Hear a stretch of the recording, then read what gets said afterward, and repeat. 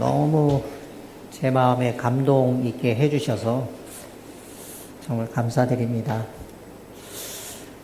오늘은 3일이네요. 예, 3일입니다. 제가 잘 가르쳐야 되는데, 걱정입니다. 책이 있잖아요. 책 좀 읽으세요. 우리, 통계로 보니까 한국 사람 책 제일 안 읽는 민족 중에 하나입니다. 일본 사람은 책을 참 많이 읽어요. 제가 일본 여행해 보면 전철차고도 책 읽는 사람. 일본은 세계에서 책 읽는 1, 2등 안에 드는 그런 국가인데요. 한국은 68인가? 그래요. 예. 자, 어쨌든, 우리 교회는 좋은 교회입니다. 읽으라고 이렇게 책도 주고, 공짜죠? 여기 이렇게 좋은 책이. 자, 어쨌든 오늘 3일에, 제가 항상 8시 반 이전에는 끝내려고. 무조건 끝낼까요? 하다가, 안 되겠는데, 끝내야 되겠습니다. 자, 오늘은 다 하진 못하고요. 오늘은 구약의 제사 제도 중에 구약 성소의 제도의 기능에 대해서 좀 살펴보도록 하겠습니다. 성소를 만든 이야기는 출애굽기에 나와 있잖아요. 그러니까 이제 출애굽기가 이제 성소를 대해서 다룬 첫 번째 책이라고 말할 수 있겠습니다. 그래서 거기는 성소의 기능과 목적 이런 것들이 드러나 있습니다. 그래서 살펴보기를 원하고요. 먼저 이제 출애굽기에 나와 있는 창조와 이스라엘의 성막에 관한 이야기입니다. 처음 들어보셨죠? 창조하고 이게 무슨 관계가 있는가? 이걸 재창조라고 이렇게 이야기했습니다. 여러분 창세기가 이제 창조 기사가 창세기 1장 2장이고요. 그 다음에 성막의 기사는 이제 시내산 이후에 출애굽기 25장에서 31장까지 기록되어져 있습니다. 여러 가지 연관성이 있어요. 그 얘기를 하겠습니다. 첫 번째는 뭐냐면 6일과 일곱째 날이라고 하는 것입니다. 출애굽기 24장 15절부터 17절에서 모세는요, 성소를 짓는 데 필요한 지시를 받기 위해서 시내산으로 올라갑니다. 거기서 며칠을 기다린지 아세요? 바로 가는 게 아니라 6일을 거기서 기다리게 되고 제7일에 여호와께서 산을 덮은 구름 속에서 그에게 말씀하셨습니다. 좀 비슷하죠, 뭐와? 이와 같이 6일과 제7일이라는 동일한 순서가 창세기 1장, 2장의 창조 기사하고 성소에 관한 이야기하고 이렇게 겹친다는 것을, 동일한 순서라는 것을 보게 됩니다. 그래서 이 두 기사에서는 제7일 안식일은 하나님과 인간의 특별한 만남이 이루어지는 시간을 제공합니다. 두 번째, 7번의 하나님의 말씀이 나옵니다. 여기 7번의 하나님의 말씀이 나오는데 제가 읽어드리면 25장 1절 여호와께서 모세에게 일러 가라사대, 30장 11절 여호와께서 모세에게 일러 가라사대, 30장 17절 여호와께서 모세에게 일러 가라사대, 22절 여호와께서 모세에게 일러 가라사대, 34절 여호와께서 모세에게 일러 가라사대, 31장 1절 여호와께서 모세에게 일러 가라사대, 12절 여호와께서 모세에게 일러 가라사대. 공교롭게도 몇 번이 나와요? 7번 나온다는 것입니다. 자, 그런데 7번째 말씀은 여호와께서 모세에게 일러 가라사대 너희는 나의 안식일을 지키라. 이는 나와 너희 사이에 너희 대대의 표징이니라고 하는 말씀으로 기록되어져 있습니다. 그러니까 7번째 말에는 뭐와 관련되어 있어요? 안식일 지켜라 라고 하는 이야기입니다.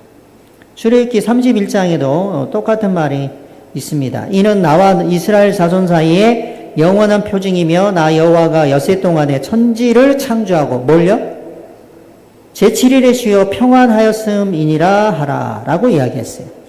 여기 재밌죠?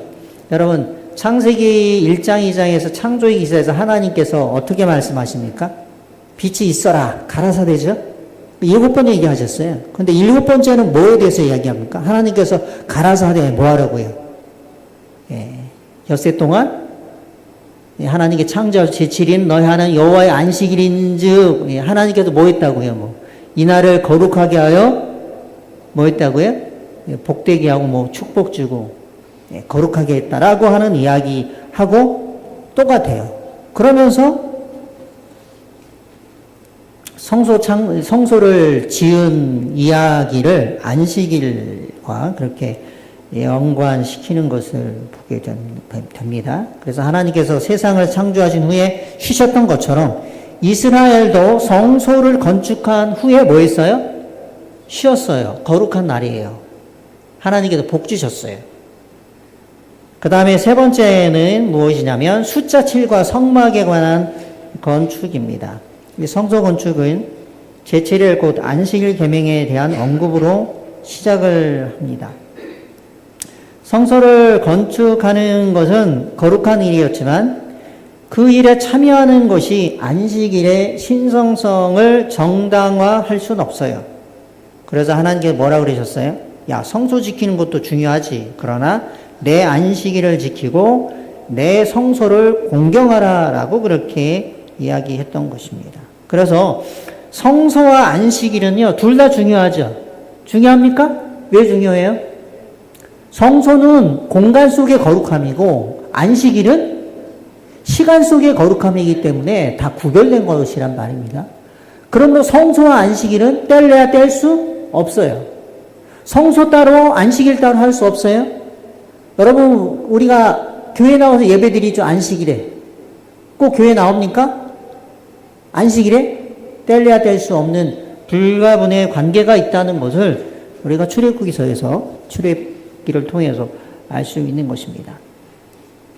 자, 여기 출애굽기 40장에서도 야훼께서 모세에게 명하신 대로 성막 짓는 것이 이루어졌다라고 반복하는데 이것이 7번 사용된다고 이야기를 했죠.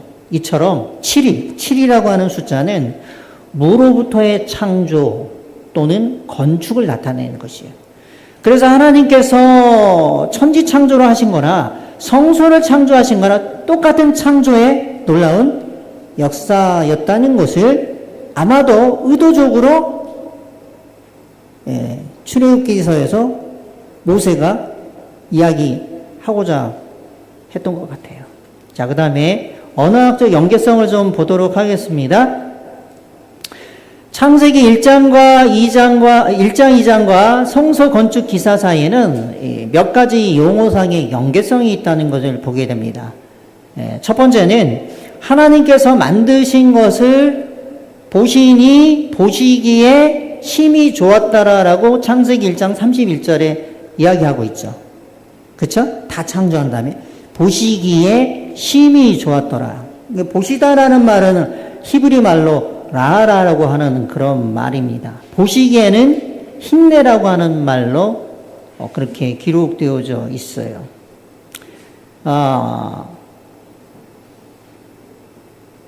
출애굽기 39장 43절을 보면은 모세가 모든 사업을 본즉 보라 그들이 여호와께서 명하신 대로 하였으므로 모세가 그들을 축복하였더라. 그러니까 성소를 짓고 나서 보니까 뭐 했다고요? 보니까 심히 좋았더라. 여기 보니 본즉 보라 이렇게 나오거든요. 원어상으로 똑같아요. 히브리서 라 그리고 보라라고 하는 것은 힘내라고 하는 히브리 말로 되어 있다는 것입니다. 이해하시겠죠? 네. 둘째는 창세기는 천지와 만물이 다 이루니라 그랬어요. 이루다. 히브리 말로 뭐냐면 칼라예요. 칼라. 그렇게 진술합니다. 그런데 출애굽기에서는 성소 건축을 다 마친 후에 이렇게 이야기합니다. 이스라엘 자손이 이와 같이 성막 곧 회막의 모든 역사를 준공했더라 이렇게 나옵니다. 준공. 근데 히브리 말은 똑같아요. 칼라입니다. 칼라. 준공한 것이나 이루었다라고 하는 말이나 같은 말이에요. 셋째, 하나님께서 창조 사업을 마치신 후에 일곱째 날을 복 주셨다 그랬죠. 히브리 말로 복 주다는 말이 바라크예요. 바라크. 바락을 하다는 게 아니라 복 주셨다는 거예요. 바라크. 예. 자, 모세가 성막 건축을 마친 후에 백성들에게 뭐 했는지 아세요? 축복했어요. 출애굽기 39장 43절. 여기 쓰인 히브리 말도 똑같아요. 바라크. 자, 창조 주간에 하나님께서 이제 창조를 하시잖아요. 그러니까 창조는요, 우리가 생각할 때 뭘 하나님께서 만들었다라고 하는 것만 생각하는데, 그렇지 않아요. 창조는 무엇이 뒤따라오냐면, 창조하면 하나님께서 그것을 뭐 하셔요? 구별하셔요. 구별하시는 사역과 같이 함께 한다는 것입니다. 빛이 있어라 그랬죠. 빛이 있으면 빛만 있나요? 빛과 어둠을 나누죠. 그렇죠? 나누는 이야기가 나오고, 물을 만들고 위에 물과 아래 물로 나누죠. 맞습니까? 낮과 밤을 나누죠. 예, 그 사역이 이어졌다는 것입니다. 그래서 나누다라는 말은 히브리 말로 바달이에요, 바달. 그래서 하나님의 창조는 분리를 통해서 완성됩니다. 그래서 안식일도 일곱째 날 가운데 안식일을 뭐 합니까? 따로 나누죠, 거룩하게. 이 거룩하게 하다는 말이 분리하다는 말이에요. 구별하다는 말. 그래서 창조가 완성되는 겁니다. 아시겠죠? 네. 네, 성막 건축에서도 이 바달이라고 하는 말이요, 또다시 등장을 합니다. 출애굽기 26장 33절에 그 장이 너희를 위하여 성소와 지성소를 구별하라. 바달이에요, 바달. 너희가 거룩하고 속된 것을 분별하여 라고 나오죠. 이거 히브리 말로 바달이에요, 바달. 부정하고 정확한 것을 분별하고, 레위기 10장 10절에도 바달이에요, 바달. 그 다음에 부정하고 정확한 것과 먹을 생물과 먹지 못할 생물을 분별할 것이니라 라고 레위기서에 나오는 말도 바달이에요, 바달.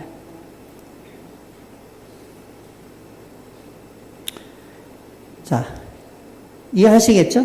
그러면 여러분, 하나님께서 제가 말씀드렸잖아요. 하나님은 창조 사역을 분리를 통하여서 완성시킨 것처럼 성소를 만들 때도 뭐 했어요? 나눴단 말이에요, 나눠.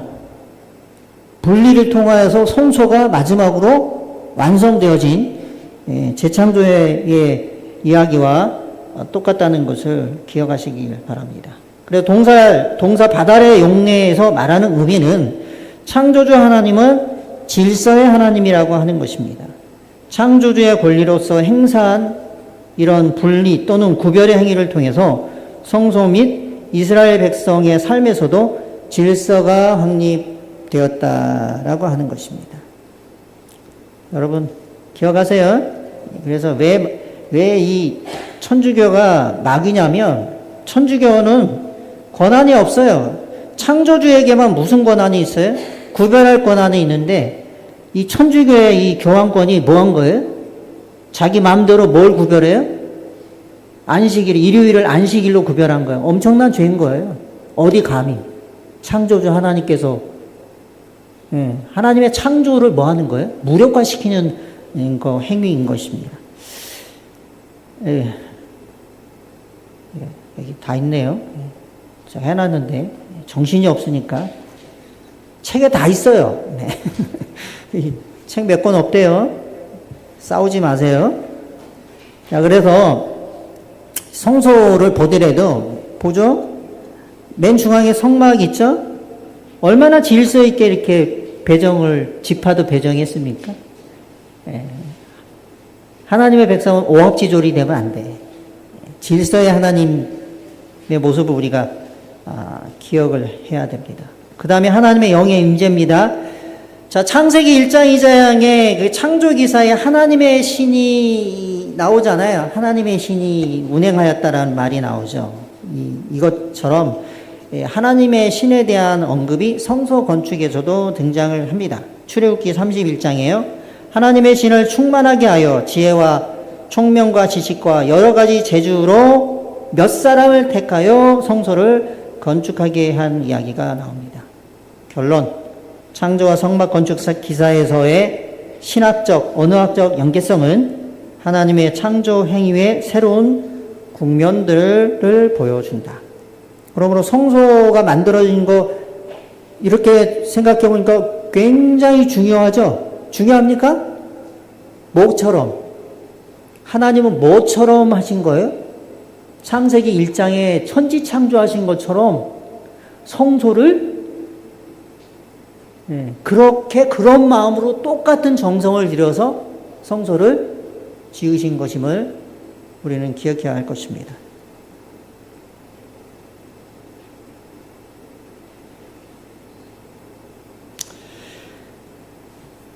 자, 그래서 왜 이 성소를 만들었잖아요. 이런 거를 통해서 왜 하나님께서 성소라고 하는 것을 이렇게 창조해 주셨는가 한번 생각을 해보겠습니다. 첫 번째, 하나님과의 새로운 만남이요, 만남. 모세는 6일 동안 기다렸죠? 제7일에 인간이 처한 공간인 그 신의 산으로 하나님께서 내려오셨어요. 그리고 누가 만납니까? 하나님과 인간이 만나는 놀라운 역사가 신의 산에 있었던 것입니다. 그래서 제7일에는 인간과 하나님의 만남과 친교가 절정에 달하게 되었습니다. 성소에서도 똑같은 일이 일어났어요. 7번 말씀하셨고 안식일을 거룩히 지키라는 요청을 통하여서 성소가 지어졌지만 그 성소에서 하나님께서 인간과 만나게 된 것입니다. 창조주관이 마치면서 안식일이 제정된 것처럼 성소 건축을 필요하면서 안식일의 신성성을 재차 강조하고 성소 봉사가 개시된 것입니다. 그래서 창조 때도 그렇죠. 천지 창조하고 안식일에 하나님과 인간이 이제 만나잖아요. 그렇죠? 여기서도 성소 건축도 마찬가지입니다. 모두 다, 둘 다 하나님과 인간이 관계를 계속할 수 있도록 만나는 것입니다. 하나는 무엇이에요? 안식일은? 창조 때의 안식일. 이제 보세요. 성소가 만들어졌어요. 하나는 안식일인가 시간 속이죠. 이건 시간 속의 성소라 그러고요. 또 하나는, 다른 하나는 이제 공간 속의 성소도 만들어진 것입니다. 여러분, 이제 피조물의 존재 영역은요, 특별한 방식으로 거룩한 성소가 만들어졌고, 또 하나는 창조주의 거룩해 하시는 임재로도 충만하게 되었다라고 하는 것이에요. 이게 성소 건축에서의 하나님과의 만남의 의미라고 생각해 볼 수 있겠죠. 자, 새로운 질서의 창조에 대한 이야기입니다. 이것은 아시다시피 제가 말씀드린 내용이고요. 새로운 창조이지만 동일한 능력으로 되었다라고 하는 것입니다. 여러분, 성소 건축이 그냥 하나님이 시켰으니까 인간의 능력을 가지고 했다, 그렇게 착각하시면 안 돼요. 성소 건축은 외부로부터 오는 능력이 필요했다. 아시죠? 그 능력이 없으면 성소가 마치 창조의 능력과 같은 그 능력이 함께 임했다라고 하는 것입니다. 네 번째, 죄악 세상으로부터의 새로운 창조입니다. 제가 이제 창세기 1장 2절에서 하나님께서 이제 원 창조죠. 처음에 창조 때는 완전하여서 심히 좋았다라고 이야기를 했죠. 자, 성소 자체도요, 만들어진 다음에 뭐라 그랬어요? 보니까 본즉 힘이 좋았다라고 그렇게 이야기합니다. 그러나 어떤 차이가 있냐면, 성소는 죄 지은 다음에 이 땅에 만들어진 것 아닙니까? 그래서 성소라고 하는 것은 죄로 인하여서 무질서해지고 또 하나님에 대한 반역으로 특정 지어진 세계에 지어졌다고 하는 것이 창세기의 창조와 재창조인 성소의 차이가 거기에 있다라고 말할 수 있는 것입니다. 그래서 이 세상은 죄로 인해서 혼란과 무질서의 세계 속에 다시 빠지게 되었어요. 그런데 이 혼란과 무질서의 세계는요, 두 개의 존재 영역이 있어요. 그게 뭐냐? 하나는 거룩함, 하나는 속됨입니다. 속됨. 다른 말로 얘기하면 하나는 정함이고 하나는 부정함이에요. 이게 레위기에 나오는 중요한 주제 가운데 하나죠. 그래서 하나님의 백성들은 부정하고 속된 것에서 분리되어서 거룩하여야 할 필요가 있어요. 그러므로 어떤 영역이 필요하냐면 정한 깨끗한 영역이 있어야 할 필요가 있었던 것입니다. 그래서 하나님께서는 성막 건축을 통하여서 그분의 백성들의 삶에서 혼란과 부정의 요소를 배제시켜서 창세기 1장 2장에 묘사된 에덴의 조화와 질서를 회복시키려고 하셨다 라고 말할 수 있겠습니다. 세 번째, 새로운 창조는 우주적이었어요. 혼돈과 무질서의 세계 안에서 질서가 창조되고 확립되기 위해서 하나님이 그분의 백성과 거하기 위해서 인간 세계로 내려오셔야만 했습니다. 하나님은 성소를 세우심으로 하늘 영역의 초소가 인간 세계로 확대되도록 하신 거예요. 하늘에 성소가 있잖아요. 우리 어제는 얘기 안 했지만 원형이 있단 말이에요. 그림자고. 근데 그 원형의 모양대로 이렇게 이 땅에 하나님의 초소를 만드신 것은 그 하늘에 있었던 하나님의 거룩한 임재 공간이 이 인간의 사는 이 영역, 무질서의 세계로 확장되는 그러한 일이었다라고 하는 것을 기억하시면 되겠습니다. 넘어가겠습니다. 여러분 출애굽기를 보면 내용이 세 가지예요. 하나는 애굽이죠. 애굽에서의 구속입니다. 애굽에서 구속된 다음에 어디로 가요? 두 번째 중요한 장소 시내산. 시내산에 가서 뭐 합니까? 시내산에 하나님이 오시고 율법 주시잖아요. 율법. 그 율법을 주시는 것은 거기서 하나님과 언약 관계, 내가 너희를 구속하였으니 나하고 언약 맺어서 나는 너희 하나님이 되고 너희는 내 백성이 되자라고 했어요. 그쵸? 그리고 나서 그 다음 단계가 뭐냐면 그래? 그렇게 하면 그 언약을 통하여서 내가 이 땅에 성소를 짓고 그곳에서 함께 살자라고 그렇게 하신 것입니다. 그 언약이 지켜졌나요? 안 지켜졌죠? 똑같은 반복의 이야기를 하는 것이에요. 여러분 똑같습니다. 결국은 마지막은 뭐예요? 다시 성소예요, 성소. 여러분 언약이 파괴되면요. 언약이 파괴됐잖아요. 그럼 성소도 없는 거예요. 이해하시겠어요? 그래서 다시 한번 하나님께서 뭐 하신 거예요? 언약을 갱신하고 약속하고 다시 뭘 해요? 성소를 하나님께서 짓게 되는 이야기가 출애굽기의 이야기라고 할 수 있겠습니다. 결국 언약이 깨지면 하나님께서 그들 가운데 더 이상 거하실 수가 없습니다. 함께 거하시면 그분의 임재 가운데 그들은 부정하고 죄인이기 때문에 다 죽어요. 그래서 언약을 다시 갱신하시고 하나님께서 우리 가운데 거하게 되어야 했던 것입니다. 자, 그 다음에요. 자, 만남의 장소라고 아까 제가 얘기를 드렸죠. 그래서 인간과 하나님이 만나는 이 개념은 성경에서 매우 중요하죠. 그래서 이제 우리를 성소라고도 하기도 하고 회막이라고 제가 하기도 한다 그랬잖아요. 회라고 하는 게 모인다라는 말 아닙니까? 모이는 거예요. 누가 모여요? 누가 만나요? 만남의 장소. 우리 고속도로 동서울인가요? 만남의 장소 있잖아요. 우리 만나. 장기하 씨가 노래 있나요? 우리 만나. 다시 만나. 이랬나? 죄송합니다. 갑자기 생각이 났어요. 하나님이 그런 거예요. 우리 만나고자 했던 것입니다. 자, 모세를 통하여서 하나님은 시내에서 이스라엘과 만나자는 약속을 하신 거예요. 출애굽기 3장에.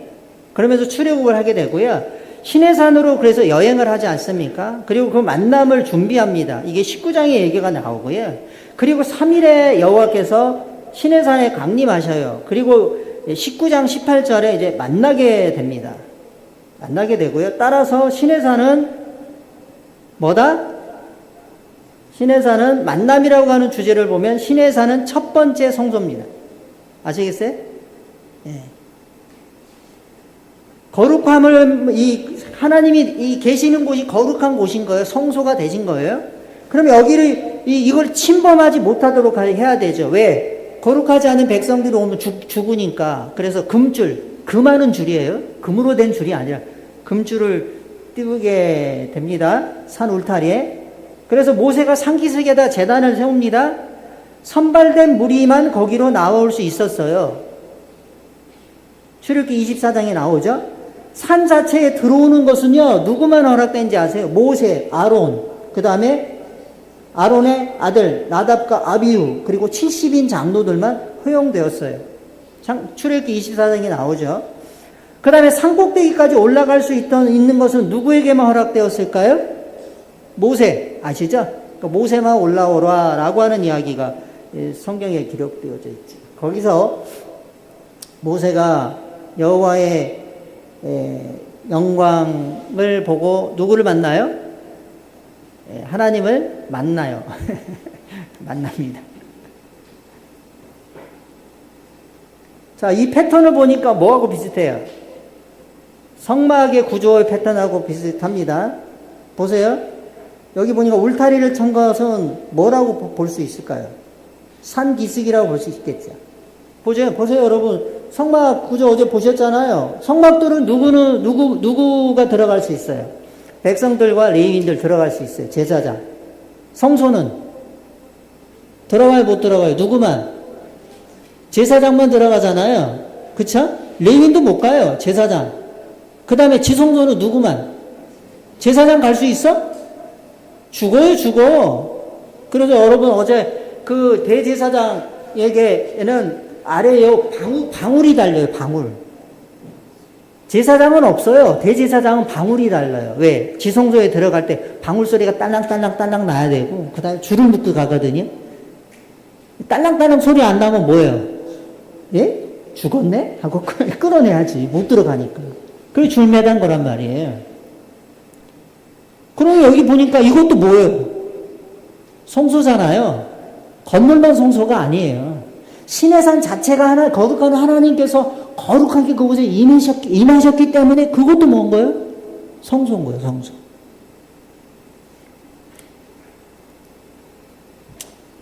자, 이해하시겠죠?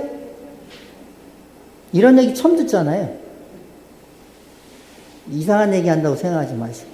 이거 제 얘기가 아니라 논문이에요, 논문. 열심히 이걸 또 연구한 사람이 있어요. 어떤 사람은 밥 먹고 되게 할 일 없다 그랬지 모르지만, 밥 먹고 잘했다고 저는 생각합니다. 자, 하나님께서 시내산에 그 성소로 임했잖아요. 근데 그 시내산에 계속 머물 수 있습니까? 없어요. 왜? 이스라엘 백성들은 시내산에 있다가 언약을 맺고 어디를 가야 돼요? 전진해야 돼. 어디로? 가나안으로. 그럼 하나님께서 함께 하겠다고 만나자고 약속했으니까 뭐 해야 될까요? 따라가야 될 거 아니에요. 그럼 따라가려면 또 뭐가 필요해요? 하나님이 거하는 장소가 필요하잖아요. 그 이동할 수 있는 천막 성소를 그래서 짓게 된 것입니다. 그래서 이 백성들이 가는 곳마다 하나님께서 뭐 한 거예요? 그래서 하나님께서 시내산에 임했던 그 영광이 이제 성소 안에 임하게 되고, 하나님께서 시내산에서 주셨던 그 율법이 다시 어디로 들어와요? 성소에 들어오는 거예요. 언약궤 안에. 그렇게 되는 것입니다. 그래서 이 성막은요, 하나님께서 그분의 백성을 만나는 특별한 장소가 되었던 것입니다. 아시겠죠? 자, 넘어갑시다. 넘어갈까요? 맞나?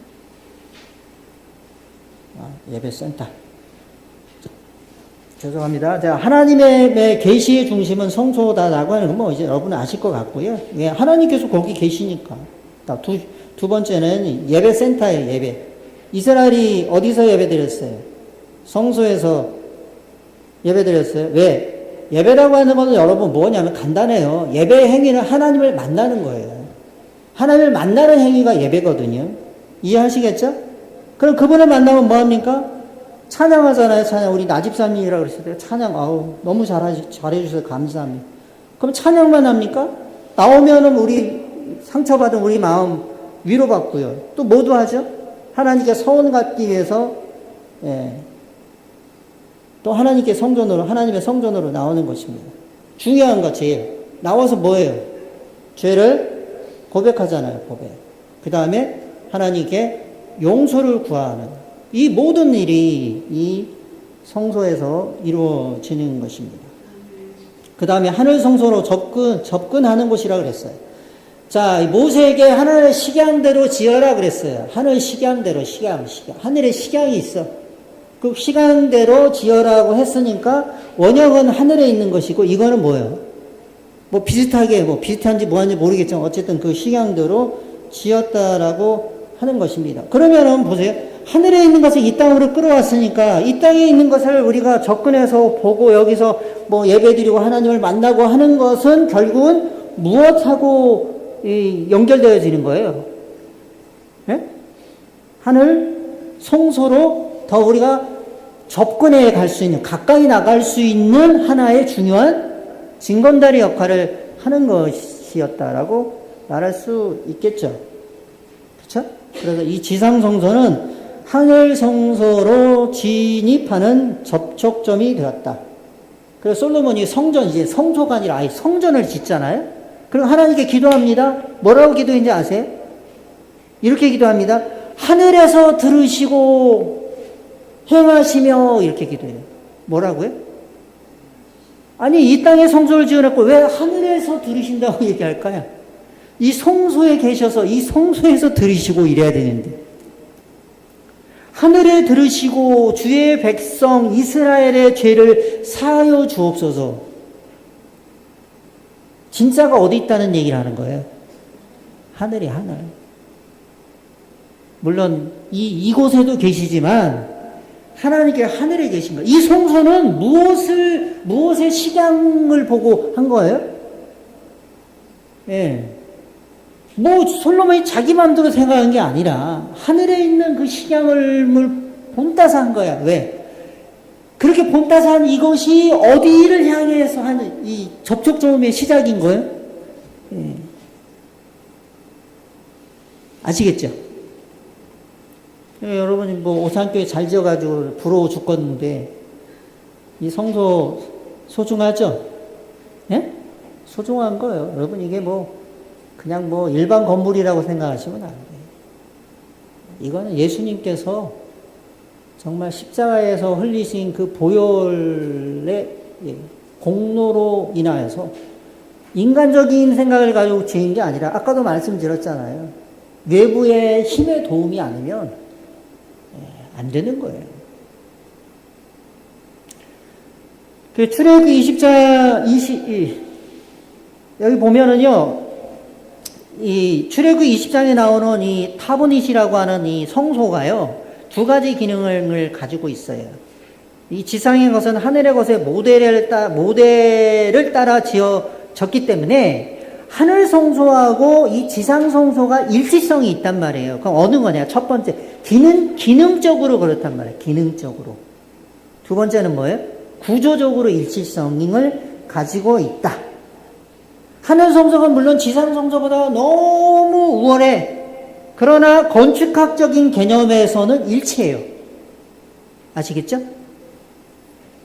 대답이 없으시네. 넘어가겠습니다.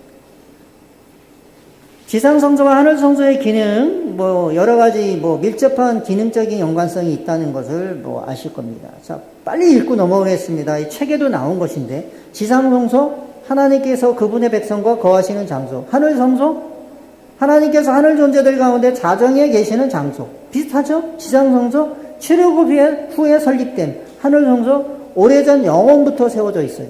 지상 성소, 이스라엘이 하나님을 위해 지었어요. 하늘 성소, 사람의 손으로 짓지 않았다. 이제 비교하는 겁니다. 지상 성소, 하나님께서 이스라엘 백성과 만납니다. 하늘 성소, 하나님께서 하늘 존재들 및 그분의 회와 만나신다라고 기록되어 있어요.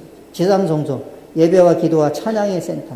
하늘 성소, 하늘 존재들이 하나님을 예배하는 것. 우리도 하늘 존재가 곧 될 거예요. 계시록에 보면, 그쵸? 지상 성소, 하나님께서 왕으로서 열방을 다스린다. 하나님께서 우주의 왕으로서 통치하신다. 땡땡땡. 그 다음에 뭐예요? 지상 성소, 하나님께서 열방을 심판하신다. 하늘 성소, 하나님께서 인생들을 심판하시는 곳이다. 그래서 이제 심판에 대한 이야기가 다음 주제로 등장하는 것입니다. 자, 넘어갑시다. 그쵸?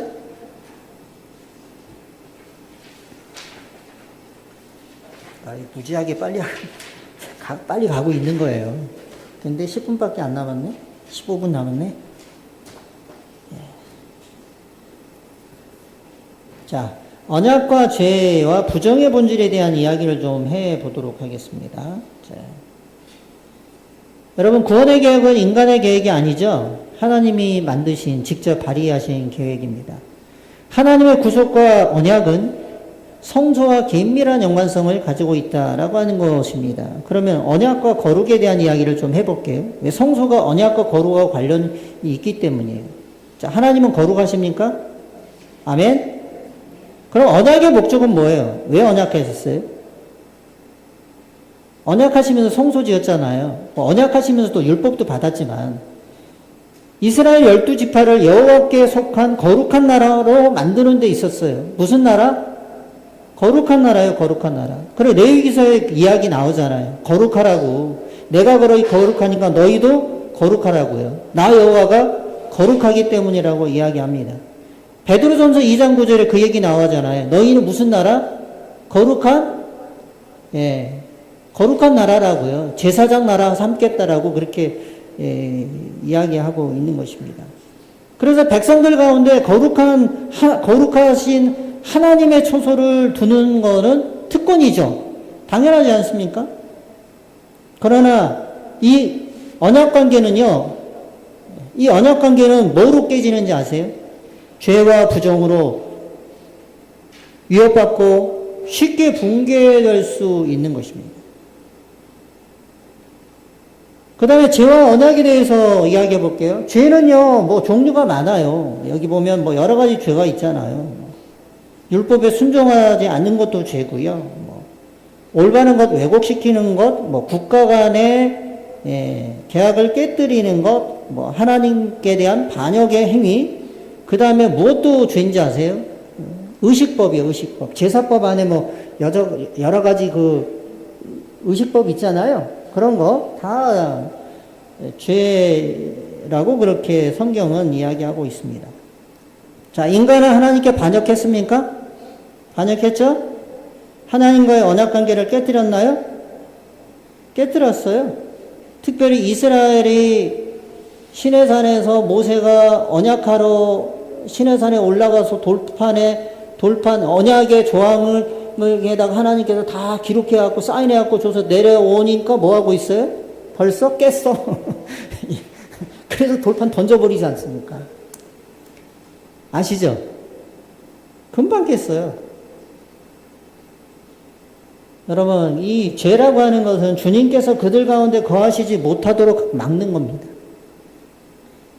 언약의 존립 자체를 위협하는 것이 바로 죄라고 하는 것을 우리가 기억해야 할 것입니다. 그 다음에 이제 부정과 언약에 대해서 좀 얘기를 해볼까요? 거룩은요, 인간이나 피조물에게는 굉장히 이질적인 요소예요. 왜 그러냐? 거룩한 것은 하나님밖에 없어요. 하나님의 고유한 속성이 거룩인 것입니다. 그래서 하나님은요, 사물, 장소, 시간 등을 거룩하게 하시는 분이고, 또 특별한 방법으로 그분의 백성들을 거룩하게 하시는 분이에요. 그래서 구속이라고 하는 것도 애굽에서 뭐 하려고 한 거예요? 구별해내려고 한 거예요. 구별해낸 거예요. 분리. 이게 특별한 방법인 것입니다. 이걸 그렇게 얘기할 수 있겠죠. 자, 거룩한 것과 속된 것이 부적절하게, 제가 용어를 부적절하다 그랬습니다. 이렇게 접촉하면 이걸 뭐라 그러냐면 모독이라 그래요. 모독. 신성 모독이 일어납니다. 정결한 것과 부정한 것이 접촉하면 이걸 뭐라 그러는지 아십니까? 성경에서는 오염이라 그래요. 오염. 여러분, 부정과 오염은요, 거룩하라고 부름받은 언약 공동체에 심각한 위협이 됩니다. 그래서 여러분, 레위기서 모세의 율법을 읽어보면 순 그 얘기야, 그 얘기. 어떤 것, 부정 것과 정한 것에, 정한 것과 부정한 것에 대한 이야기입니다. 그래서 부정과 불결을 일으키는 요인들에 대한 이야기를 계속하는 것입니다. 여러분, 부정은요, 어떤 것이에요? 시신, 부정이에요. 병, 부정합니다. 생명을 흘려 내보내는 출혈. 왜냐하면 여기가 제가 생명이라고 그랬냐면, 하나님은 생명은 피라고 그랬어요. 생명은 피. 피는 곧 생명이야. 자, 그래서 이렇게 말씀드리는 거예요. 그 다음에 심지어 생명에 쓰인 그 정액 있잖아요. 이것을 배출하는 것도 뭐라고 보는지 아세요? 부정하다고 봐요. 그래서 이렇게 해서 사람이 어떻게 되는 거예요? 부정하게 오염되는 거예요. 그래서 뭐 해야 돼요? 부정한 사람은 다른 사람과 접촉할 수 없어요. 만약에 접촉하게 되면 뭐 해야 됩니까? 의식적으로는 옷도 빨고 목욕도 하고 뭐 이렇게 해야 되는 것이에요. 그래서 부정한 사람은 의미 있는 관계를 가질 수 없기 때문에 죽은 것이나 다름없다라고 보는 것입니다. 그래, 부정한 사람은 죽음의 영역으로 들어간 자로 그렇게 보는 것이죠.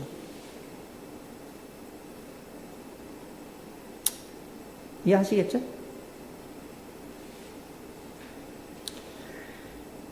그래서 부정에 대한 이런 성경의 이해는 왜 그러냐면 너무 지나쳐 보이지만 죄와 부정은요, 본질적으로 동의합니다. 왜? 우리는 죄 지음으로, 예? 죄를 지었잖아요. 그럼 우리 상태가 어떻게 된 거예요? 부정해진 거예요. 그러니까 죄는 어떤 거예요? 율법을 어긴 것이죠. 맞습니까? 하나님의 말씀을 어긴 것이야. 하나님께 대한 범죄야. 그럼 부정은 뭔지 아세요? 부정? 죄인의 존재적 상태를 말하는 거예요.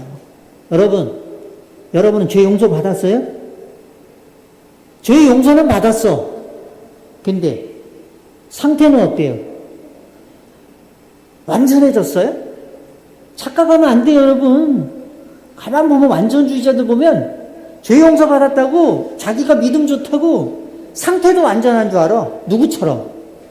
예수님처럼 될 수 있대. 그거 거짓말이에요. 거짓말이에요. 예수님이 인성으로 어떤 걸 가지고 오셨어요? 우리가 예수님처럼 될 수 있다는 건 뭐냐면 예수님께서 이 세상에 오셨을 때 아담의 인성을 가지고 오셨대. 아담의 인성이에요? 아니에요. 예수님은 아담 전의 인성이고 우리와 인성이 달라요. 알겠습니까? 이해는 했는지 모르겠네요. 얘기할 수 없으니까 넘어가겠습니다. 패스 오버 하겠습니다.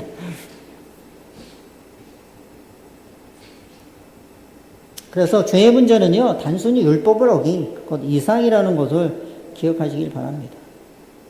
그것은 속죄를 통해서 죄인에게 미치는 하나님의 용서하시는 끊임없이 의존해야 하는 인간의 영구적인 상태를 말해주는 것이에요. 그래서 우리는 한순간도 뭐 하면 안 돼? 십자가를 바라보지 않으면 안 돼. 한순간도. 끊임없이 예수님의 은혜, 죄송합니다. 예수님의 은혜에 우리가 거해야 되는 거. 끊임없이 뭐만 바라봐야 돼? 어린 양을 바라봐야 돼. 누가 말한 것처럼? 침례 요한이 말한 것처럼. 자, 넘어가겠습니다. 자, 시간이 다 돼버린 거, 5분 남았네. 자, 그러면 죄의 문제가 심각하잖아요. 그러면 죄의 문제를 해결할 수 있도록, 우리가 거룩한 사람 될 수 있도록, 부정으로부터 깨끗해질 수 있도록 이 문제를 해결하는 것이 뭐냐? 뭐라고요? 제사야, 제사. 제사야, 제사. 이걸 매일의 성소봉사라 그럽니다. 매일의 성소봉사. 그래서 얘기했지 않습니까? 그래서 제사장이 뭐 하는 거야? 대신 중보자가 돼서 백성들이 깨닫건 깨닫지 못하고 뭐 하는 거예요? 아침 저녁으로 뭐예요? 하나님 앞에 제사 드려야 돼. 제사. 왜? 어떤 사람이 그래서 끊임없이 드리는 거예요. 매일. 타미드라 그러잖아요. 매일의 봉사를 했던 거예요. 매일 끊임없이 제사장들이 돌아가면서 뭐 하는 거예요? 백성을 위해서 중보기도 하고. 목사님이 그 역할을 하시는 거 아닙니까? 그렇게 합니다. 그래서 제사조도를 통해서 당신의 백성의 죄를 용서하시는 것입니다. 회개하는 죄인은 용서를 받아야 되고 정결이 필요했어요. 여호와께서는 그것들을 제공하십니다. 죄인은 사함을 받기 위해서 꼭 필요한 것이 있어요. 뭐예요? 희생 제물입니다. 여호와께 가져오도록 하는 것이에요. 매일의 봉사는 어디에서요? 성전들과 성막, 네, 성소에서 진행되게 됩니다. 매일 첫 번째 뭐 한다? 오면 내가 죄인이야. 안수예요. 안수. 비생제물에 우와 의지하여서 내 죄를 가져가 하고 그럼 뭐 돼요? 죄가 전가되고 그 다음에 내가 죽어요. 죄인인 내가 죽어야 되는데 누가 죽어요? 짐승이 죽죠. 제사장이 대신 죽여줘요? 누가 죽여준다 그랬어요? 죽여야 된다고? 내가. 그러나 제사장이 도와줘요. 혼자 못합니다. 죽입니다. 그래서 이 형벌은요, 재물에게 실현이 되는 거예요. 죽었죠, 누군가. 왜? 생명은 피라 그랬으니까. 그쵸? 누군가 죽었잖아요. 죽었어요. 그래서 죄인은 생명이 보존이 되는 것입니다. 그 다음에 제사장은 뭘 먹어요? 재물의 고기를 먹어. 왜? 여기도 레위기서 보니까 이 속죄제 희생은 지극히 거룩하거늘 그랬어요. 너희가 어찌하여 거룩한 곳에서 먹지 아니하였느냐? 이는 너희로 회중의 죄를 담당하여 제사장이 회중의 죄를 담당하기 위해서 고기를 먹었다는 것입니다. 왜? 고기를 먹음으로 백성의 속죄를 이루기 위함이었습니다. 그래서 이 예식은 피의 예식이었어요. 자, 매일의 제사에서는 정결이 필요한 대상은 죽음의 영역에 있는 죄인이었죠? 맞죠? 제사를 통하여서 죄는 여호와 앞에 곧 성소로 옮겨져 갑니다. 그 피를 가지고 제사장이 어디로 들어가요? 피 옮겨졌잖아요. 이제. 어디로 가요? 뭐 번제단에도 뿌린다 그랬지만 제일 중요한 게 이제 성소 안에 들어가서 휘막 있잖아요. 휘막이라고 그래요? 휘장. 아유, 죄송해요. 말이 잘 안 나와요. 저도. 이해하십시오. 말을 막 섞어서 해. 휘장이 있잖아요. 휘장 앞에 이제 뿌립니다. 저는 휘장에 뿌린 줄 알았는데 잘 정확히는 모르겠어요. 그러면 이게 뭐가 옮겨져 간 거예요? 예? 피가 막 이렇게 뿌려지면 얼마나 사실은 피 아시잖아요. 제가 보기에도 물리적으로도 더러운데 죄가 옮겨져서 막 뿌려지니까 나는 깨끗해졌는데 뭐는 더러워진 거니까? 뭐가 오염돼요? 희생제물의 피가 성소를 오염시키는 거야. 아까 말씀드렸잖아요. 뭐 된다고? 정가되기도 하고 오염되기도 한다니까. 그 성소가 오염이 됐어요. 속죄제의 피는 단의 뿔에 발랐고 뭐 이렇게 말해요. 넘어갑시다. 어쨌든. 자, 그러면 이걸 1년 동안 막 했어요. 그러면 이거를 1년 동안, 1년은 아니죠. 이걸 이제 봄절기에 했단 말이에요. 그러면 성소가 오염됐으니까 모두 말씀드렸잖아요. 하나님은 부정한 것과 함께 할 수 없다니까. 그러면 사람은 정결해졌어. 의식을 통해서 피로. 그러면 성소는 어떻게? 성소도 깨끗해져야 될 필요가 생겼잖아요. 그렇죠? 죄는 옮겨졌지만 그 죄가 아직도 성소에 있는 거잖아요. 그래서 성소도 정결할 필요가 있는 거예요. 이해하시겠습니까? 그래서 속죄하다는 말이 있는데, 동사가 있는데, 이게 어떤 목적어를 선택하느냐에 따라서 이 말이 달라지거든요. 예를 들어서 이 속죄하다라고 하는 이 키페르라고 하는 이 말은요, 사람일 경우에는 속죄하다, 속량하다 이렇게 번역을 합니다. 근데 이게 사람이 아니라 사물이 되면 어떻게 번역을 하는지 아세요?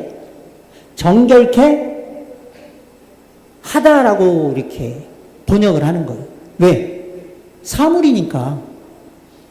그래서 성소 정결이라고 하는 이야기가 대속죄일 날 일어나는 거예요. 왜? 키페르 속죄했어요. 성소를 위해서. 그러니까 성소가 정결케 되어지는 것이죠. 다니엘서 8장 14절에 성소가 정결해지라는 말이 니사다크인데 똑같은 말인 거예요. 넘어가겠습니다. 자, 여러분 책을 통해서 보시고요. 그래서 이 대속죄는 이루어지는 걸 딱 세 가지만 제가 간단하게 얘기할게요. 죄송합니다. 아유, 이렇게 넘어갔네요. 시간이 다 돼서, 아유, 좀 넘었네요. 자, 세 가지인데, 첫 번째는 백성의 최종적 정결이에요, 정결. 죄의 흔적까지도 도말시키는 일을 하는 거고요. 두 번째, 하나님께서 이스라엘을 심판하십니다. 왜? 이제는 뭐 하는 거예요? 정결해야 되는데, 아직도 죄를 가지고 있으면 뭐 한 거예요? 이제 심판해가지고 이제 뭐 쫓아내든지 해야 될 거 아니에요? 그 과정이 있을 수밖에 없고, 세 번째는 하나님께서 성소를 정결케 하심으로 성소를 옹호하는 그런 일을 하는 것이에요. 자, 제가 여기 있는 거 읽어드릴게요. 읽고 마치겠습니다. 다 할 수는 없고. 자, 회개한 죄인의 죄들이 하나님의 성소에 옮겨졌다. 이것은 오직 속죄의 목적을 위해서만 허용되었다. 죄는 처리되지 않고 거룩한 처소에 남아 있었다. 그 죄들이 거기에 그대로 남아 아직 최종적으로 해결되지 않았다. 그래서 대속죄 이래 하나님께서는 그런 요소들과 죄, 부정과 자신들을 동일시하기로 선택한 자들을 그분 앞에서 적절한 때에 제거하셔야 했다.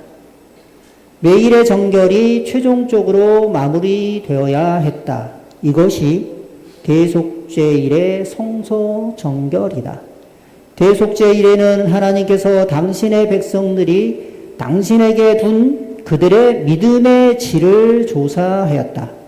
매일 하나님과 충실한 관계를 유지한 자들은 생명이 보존되었고, 그런 관계를 어기고 저버린 자들은 언약 공동체로부터 영원히 단절되었다. 아시겠죠? 그래서 여러분 나팔절에 대속죄일이 있다고 나팔 분다 그랬잖아요. 그 나팔은 심판을 말하는 거예요. 또 다른 국면으로. 그래서 계시록 14장 세 천자의 기별에서 첫 번째 천자가 외치잖아요. 외친다고 그래요. 나팔 분 거예요. 메가폰으로 나팔 분 거예요. 요즘으로 옛날로 얘기하면. 그때 그 계별이 뭔지 아세요? 아시죠? 심판하실 시간이 이르렀으니 하늘과 땅과 바다와 물들의 근원을 만드신 이를 뭐하라? 경배하라. 이게 1844년에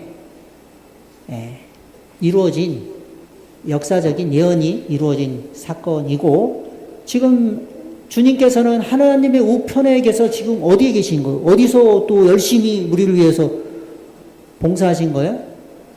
우리를 정결케 하시려고, 우리를 거룩하게 하시려고 지성소에서 봉사하고 계신 거예요. 그 주님의 귀한 은혜와 사랑을 깨닫게 되시는 여러분과 제가 되길 바랍니다. 자, 다 같이 일어나실까요? 기도하겠습니다.